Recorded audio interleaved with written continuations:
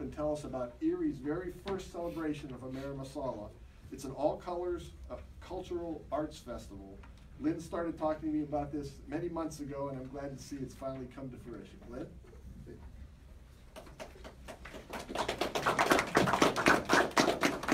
Well, actually, we did Erie Mayor like about, last we did 13 years ago. We did 10 previously. It's our first time back. It's a multicultural festival. We're about breaking down bridges, bringing people together. We're using the arts as a tool to do this. This right here is one of our giant puppets. And Saturday, you know, it starts at 11 o'clock. The whole festival itself starts at 11 o'clock, but at 12 o'clock, we have a giant parade that starts from on 4th Street and marches all the way to the park. And we'll have like Batula, a 15, 20 member, all-female Afro-Brazilian percussion group, you know, that I'm bringing in from New York City, and they'll be pushing the parade up to the park, and we'll have other puppets besides this, of course. The giant puppets you actually bringing in from the Cleveland Art Museum is coming in to be part of the parade also.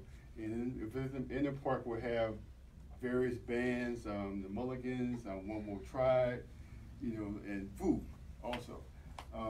This right here is basically what we're trying to do. What you're going to witness the beginning of a tradition.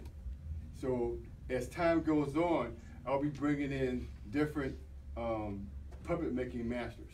You know, we'll have some in the city. We may have some as far as Fairview, some as far as Northeast, Edinburgh, whatever.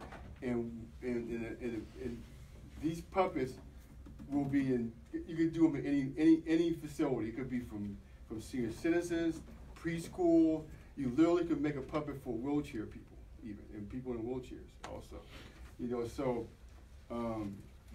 our goal is to build a tradition that all over the county, people are like designing these puppets in different facilities, different venues, or whatever, even individuals, to participate in the opening of the Erie Mayor. And it's the ultimate way to break down barriers, bring people together, and share our commonalities. Okay, so that's it. 11 o'clock Saturday, this Saturday, the 13th. Thank you. Thank you.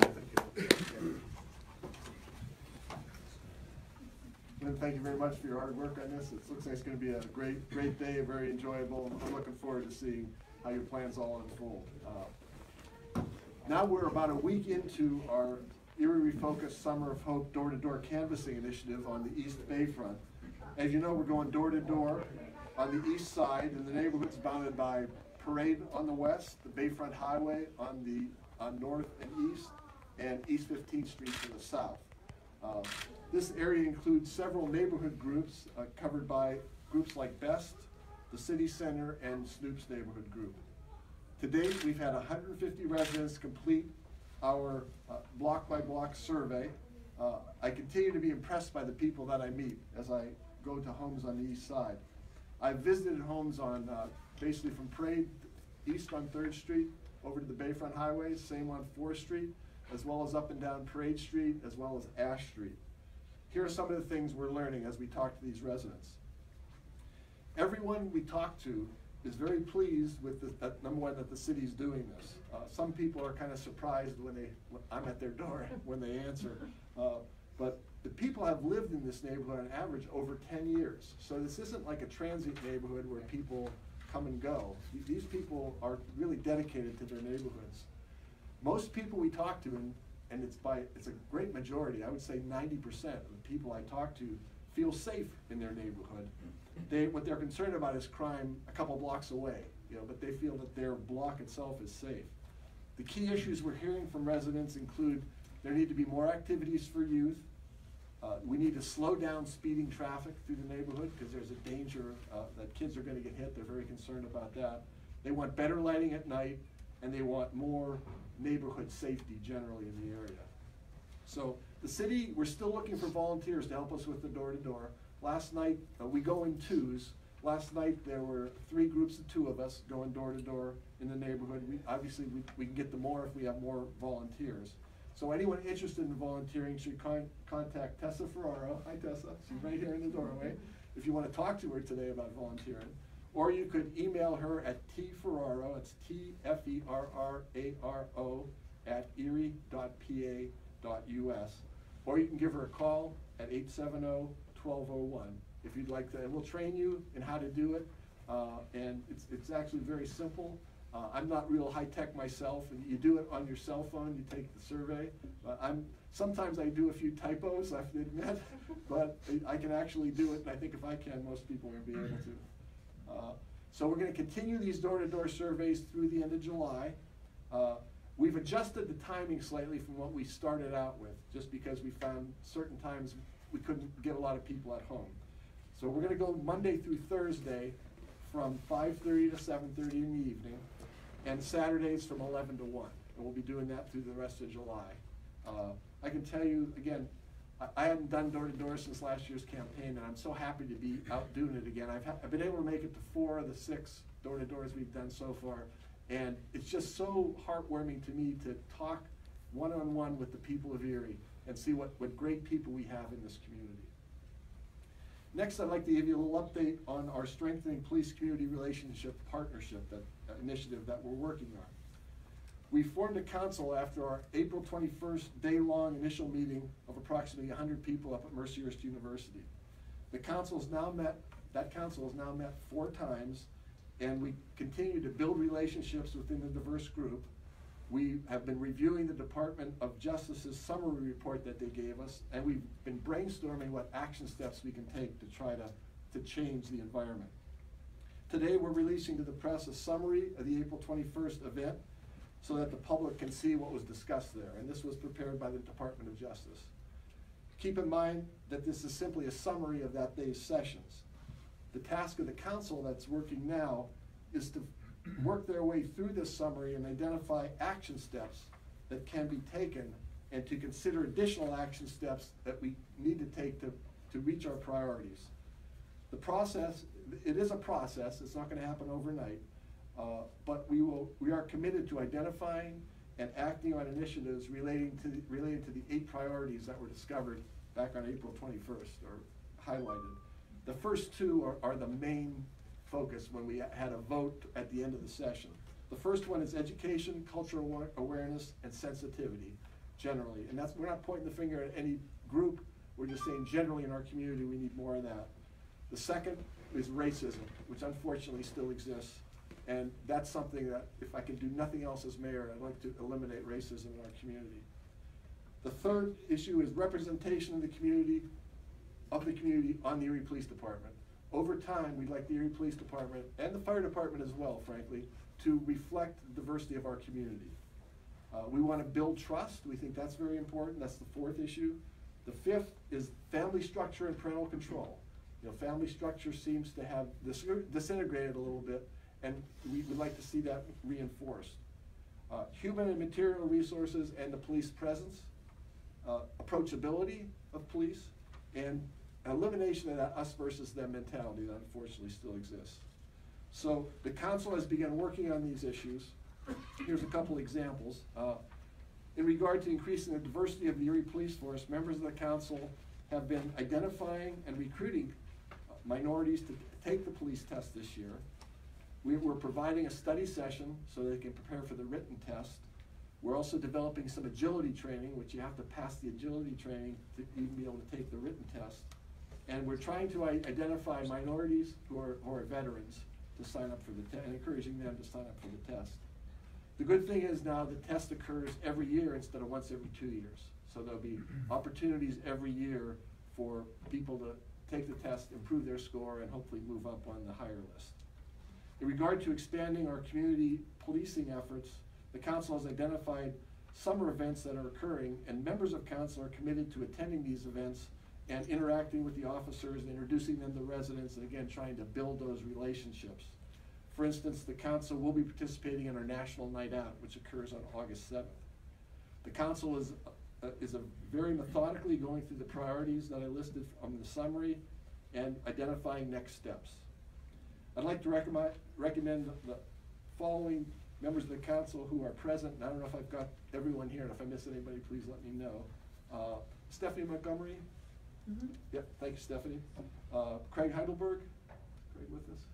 Jack Denieri is here with us. Thank you, Jack. Appreciate you being here. Fatima Ali Muhammad, thank you, Fatima.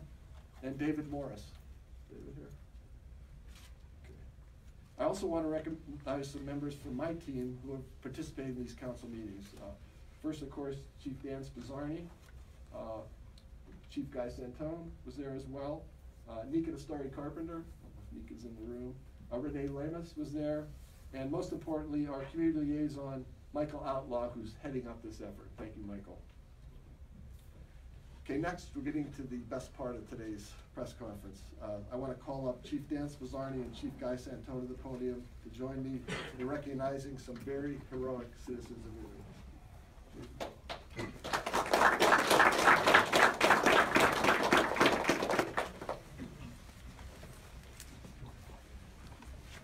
On Tuesday, July 3rd at 7:10 p.m., Tim and Nancy Brooks were walking out of the Walgreens at 38th and Peach. As they exited the store, they were approached by a male who asked for money. They politely declined, saying they had no cash. While the Brooks walked to their car in the parking lot, they heard a woman scream. They looked back and observed the male who had just asked them for money, standing over a female on the ground. Tim Brooks immediately yelled at the male to get off of her. The suspect got off of her and ran into the store. Tim and Nancy Brooks went over and discovered the female on the ground, Whitnie Sullivan, who's here today with us, bleeding from the face and neck. Nancy immediately called 911 while Tim kept watch on where the suspect was. A third bystander, Melody O'Connor, with her daughter Lindsay, were in the drive-thru and saw that somebody needed help. Melody approached and helped to apply direct pressure to the heavily bleeding wounds. Nancy Brooks calmly called 911 and provided the necessary information. Tim Brooks continued watching for the suspect. Erie Fire Engine Company number 6, firefighters Robert Weschfelder, Dave Wells, Jason Ortiz, and Joe Russo, who are here, arrived within minutes and took over the medical care of the victim.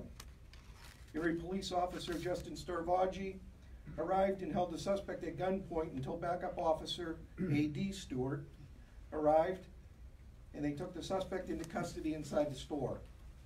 Emergency care ambulance arrived and transported the victim to UPMC Hammett, where she was taken immediately to surgery.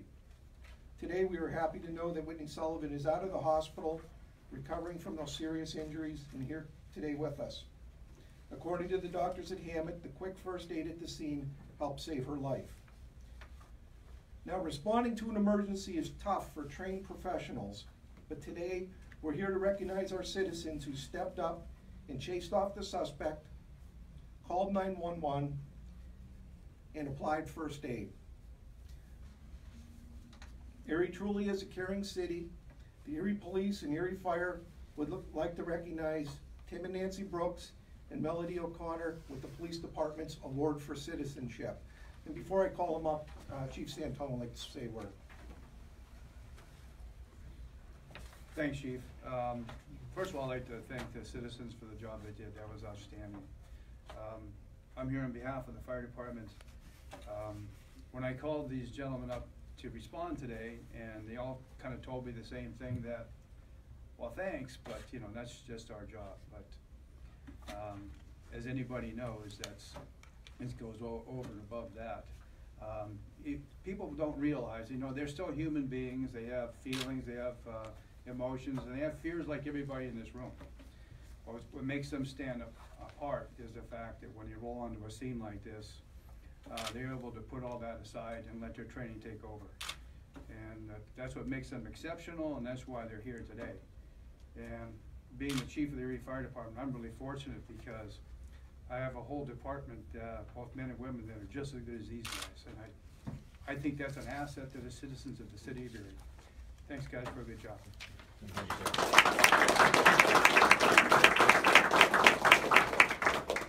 If I could ask Tim, Nancy, and Melody to come on up.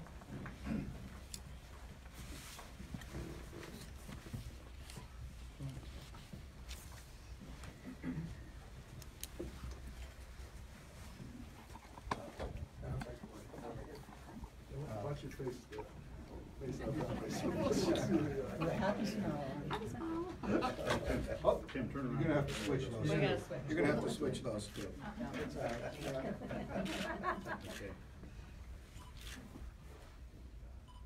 a lot of people here. And we'll get some more pictures at the end of this. But if you want to get three together.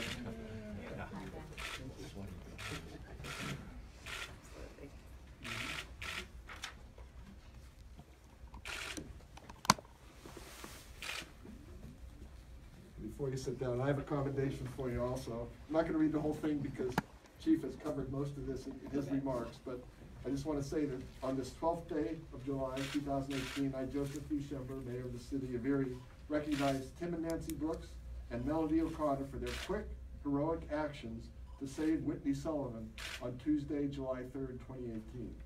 Your bravery in the face of danger showcases the best of our citizens in the worst of circumstances and saved a life while risking your own. Thank you very much.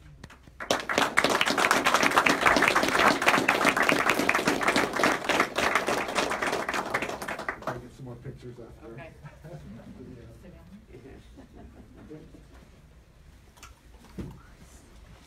I don't know about you, but I got chills going through this today. Thanks to our chiefs for your leadership and what you're doing. Good response. I want to say I'm truly in awe and thinking of the heroic actions of these three citizens. They rushed to the aid of a stranger without concern for themselves. Their bravery in the face of danger showcases the best of our citizens in the worst of circumstances and saved a life while risking their own.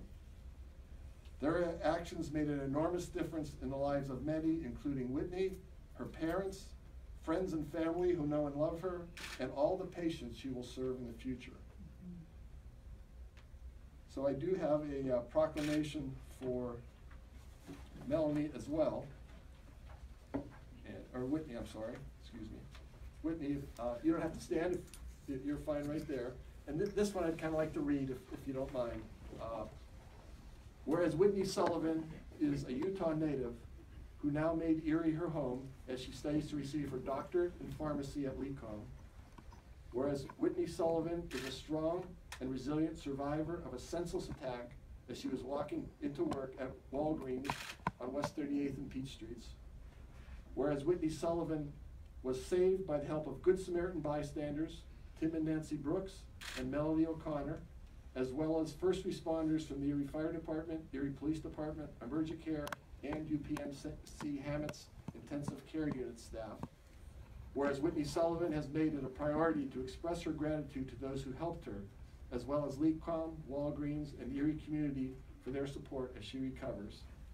Whereas Whitnie Houston continues to demonstrate courage and strength as she heals and has publicly stated her wish to use this event as a personal reminder to be compassionate towards others.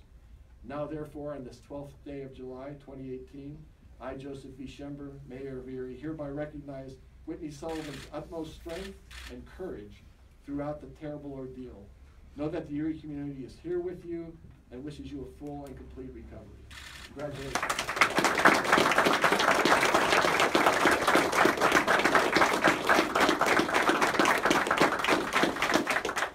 That concludes this week's press conference. Everybody who spoke is available for interviews afterwards. Thanks very much, everyone. Thanks for being here. Thank you, guys.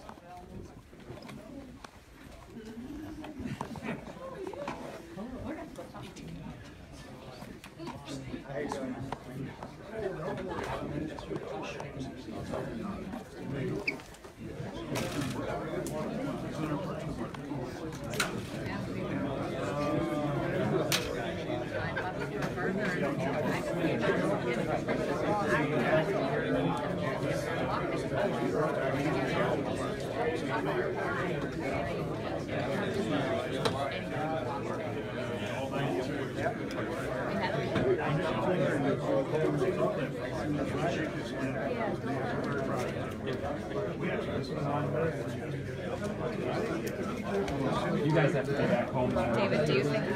Yeah.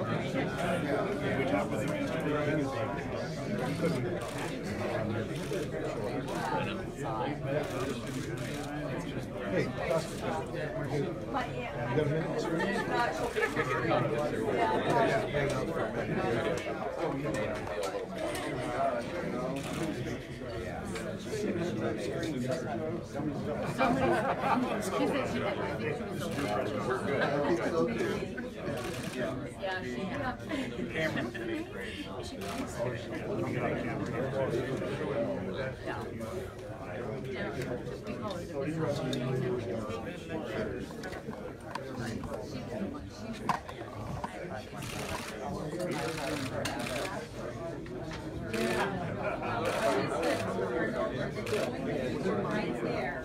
Regarding the scene is how she describes it. You regarding the scene. You know, and then she says that's okay for her. It helped her state that she doesn't want to meet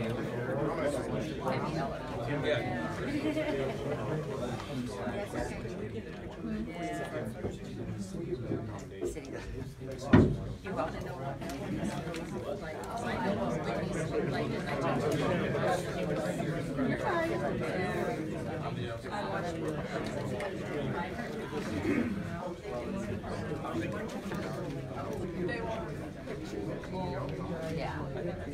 Ziggy wants to go check the office.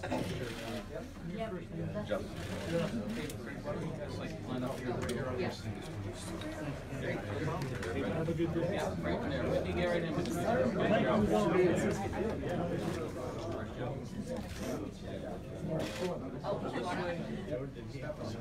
Joe. Come on. We got one more. Come on, Joe. Justin and slide over. Slide over there. We're going to get just slide on over.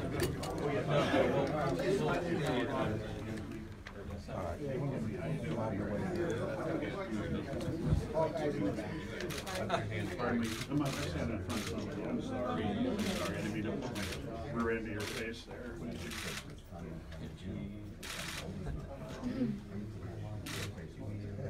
Must be one like Sudan red carpet, I guess. Yeah.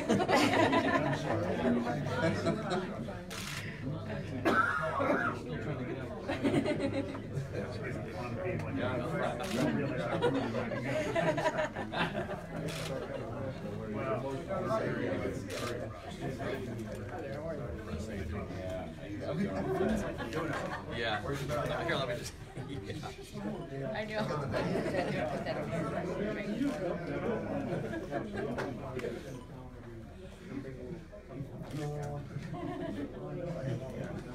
Thank you very much, everybody. I wanted to thank you. Oh, those four. Okay. What the four are you guys? They're just mother, you know, I had kids. Put it in here.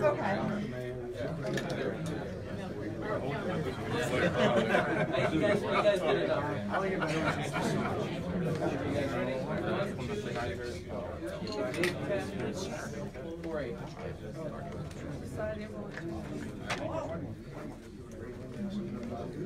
Thank you. I need the firefighters so we get your names right. And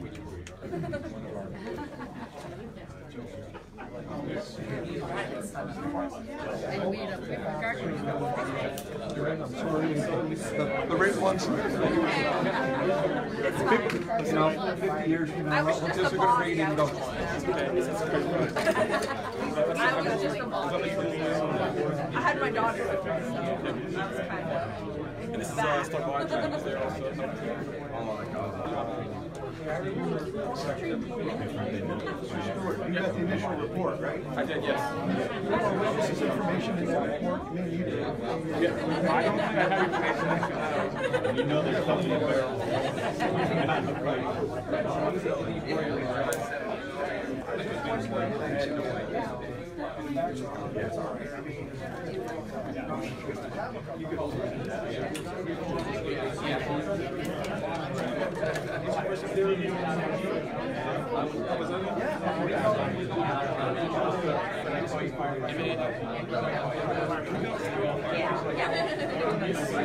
Yeah.